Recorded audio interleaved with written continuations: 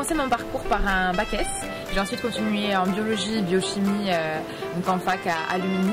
Je me suis spécialisée dans la formulation cosmétique et tout ce qui est réglementaire en 3e année.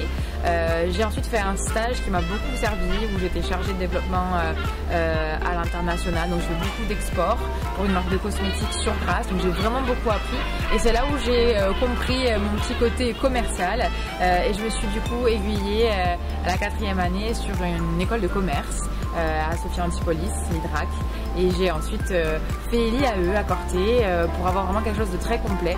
À l'IAE, j'ai plutôt étudié tout ce qui est administration des entreprises, gestion, management, marketing et aussi la communication. Donc c'est quand même assez complet, c'était pour créer ma société. Je pensais pas tout de suite, mais au final, ça arrivait plutôt que prévu. Mon point fort, c'est ma créativité et aussi ma folie. Ça aide beaucoup. Mon point négatif, c'est mon perfectionnisme, parce que je veux tout le temps aller au bout de tout et n'importe quoi et je perds un temps fou sur des bêtises et des détails des fois. C'est un petit peu insupportable, mais bon, je travaille. Ce qui m'a motivée pour créer Corsica Beauty, c'est tout d'abord de valoriser mon île, parce que j'ai un attachement particulier à ma terre, d'autant plus que voilà, j'adore les produits qu'on propose et la qualité des savoir-faire de nos artisans. Deuxièmement, j'avais un gros souci en fait sur les produits que j'utilisais en cosmétique. Je déteste le fait qu'il n'y ait pas de transparence. Je voulais vraiment que pour tout le monde on puisse savoir facilement ce qu'il y a à l'intérieur, parce que même si c'est écrit sur la liste des ingrédients, c'est souvent pas facile à déchiffrer parce que c'est en langage Inky, donc c'est un peu codifié et du coup c'est pas à la portée de tout le monde, et c'est surtout qu'ils utilisent souvent des noms commerciaux qu'il faut vraiment rechercher pour comprendre, et ça noie un petit peu le poisson et ça noie le consommateur, et je voulais éviter ça. Je voulais qu'on en vienne sur quelque chose de plus net et de plus réaliste. Et ensuite, ça manque clairement de conseils. C'est évident que quand on veut un produit pour son visage, pour son corps, peu importe, on a vraiment besoin que ce soit personnalisé, d'avoir un conseil sur soi-même, sur sa peau, sur ce qu'on veut, par rapport à son budget, etc. Et c'est très important d'avoir un conseil d'expert. Mes inspirations tournent autour de la nature, des plantes corses, mais aussi de l'authenticité de nos aînés, surtout de mon grand-père, que j'aime particulièrement. Et j'essaye de mélanger tout ça et de le rendre beaucoup plus moderne. Je sais plus la question. Alors l'élément déclencheur de Corsica Beauty, c'est moi. J'étais à la fin de mes études, j'ai voulu postuler pour travailler en Corse parce que c'est ici que je voulais vivre. J'avais pas forcément d'ambition au niveau salarial, mais je voulais pouvoir évoluer dans mon travail et m'éclater surtout.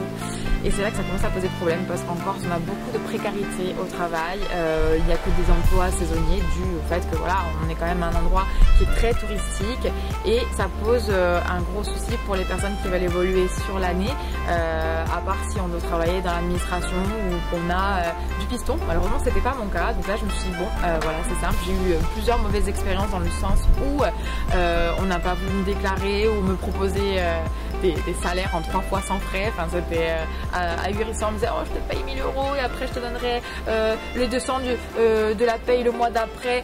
Là je me suis dit mon Dieu, mais qu'est-ce que c'est ce monde là, c'est pas là que je veux vivre, c'est pas comme ça que je veux vivre.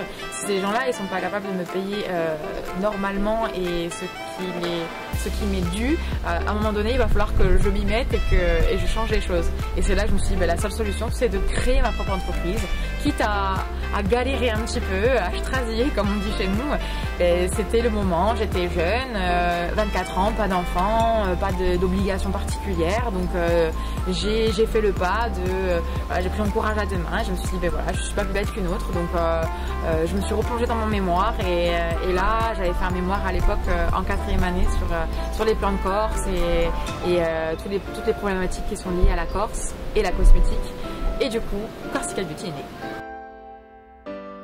Alors la difficulté quand on crée son entreprise, c'est vraiment de ne pas abandonner en fait. C'est de ne pas baisser les bras, de ne pas se décourager, de ne pas se laisser décourager, parce que beaucoup de gens sur le chemin ne croient pas en vous, vous dénigrent, parce que eux ne seront peut-être pas capables de le faire, donc du coup ils essaient de vous démotiver pour remonter leur ego. Et ça c'est des moments où en fait quand on est jeune et quand on n'est pas forcément équipé au niveau émotionnel, on se laisse souvent un petit peu abattre, mais j'ai un caractère qui fait que je Je me laissais abattre le jour même et le lendemain, je sais pas pourquoi, j'étais reboostée d'énergie et j'avais réfléchi toute la nuit. Je me suis dit pourquoi non, je vais pas laisser tomber, j'y crois trop.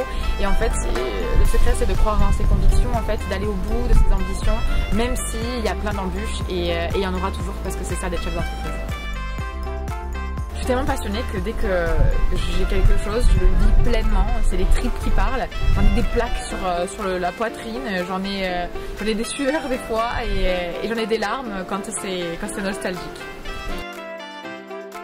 J'ai mon côté éthique que j'ai voulu intégrer dans ma société forcément et ça commence par une charte qualité très stricte dans laquelle j'ai mis plein de points qui sont nécessaires pour les consommateurs pour permettre de se repérer clairement. Voilà. En plus de ça, chaque jour je fais un petit peu, on trie les déchets dans la société, mais aussi on essaie de diminuer l'utilisation du papier au maximum. On recycle beaucoup, notamment pour les cartons et les bourrages papier. On va les récupérer dans d'autres endroits de commerce, des pharmacies, etc. Donc pour pouvoir donner une deuxième vie à ces choses-là qui sont des fois pas forcément recyclées puisqu'elles ne sont pas forcément triées. Donc c'est quelque chose qui nous tient à cœur et qui permet de perpétuer un côté écologique. Mes ambitions sont nombreuses, je suis quelqu'un quand même de très ambitieuse, j'aime me pousser au maximum et pousser du coup ma société au maximum. Donc ça c'est le côté global. Après à côté de ça j'ai vraiment mes ambitions on va dire de développement sur la société.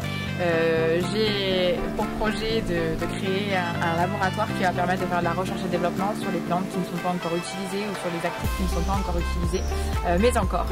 J'ai ma marque qui est en petite préparation, ça arrive bientôt, elle va s'appeler Insulae et c'est une innovation au niveau conceptuel. Donc là c'est vraiment, j'ai hâte, ça frétille à l'intérieur. J'aimerais aussi beaucoup développer mes boutiques, en avoir plusieurs, c'est l'ambition sur le plus long terme, là, moyen et long terme. Et ensuite, et surtout, le site, avoir un rayonnement encore plus important au niveau européen et surtout international pour faire briller la France. Clairement, j'adore m'exprimer et surtout partager. Donc le blog, c'est vraiment un bon moyen pour réaliser tout ça et pouvoir avoir un côté éducatif sur l'aromathérapie, les plantes, la Corse en général et tout ce que je veux partager avec vous. Mon petit mot de la fin, consommer local et naturel.